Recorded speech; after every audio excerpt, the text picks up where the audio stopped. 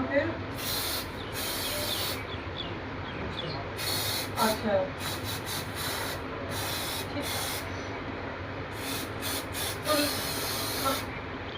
Online तो ठीक है 350 भी ऑनलाइन ले लूँगी। हाँ नहीं पर फायदा नहीं है ना दीदी फिर इसमें ऑनलाइन ले तो लूँगी फिर मैं कहाँ पे ना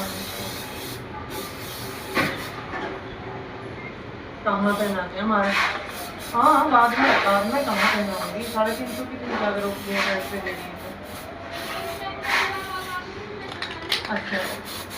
हाँ हाँ बोलेंगे ना थोड़ा बहुत 300 पे कर दे 250 पे कर दे 300 पे कर दे जाएगा भैया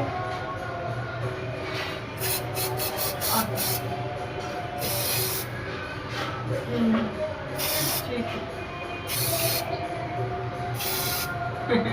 हाँ ठीक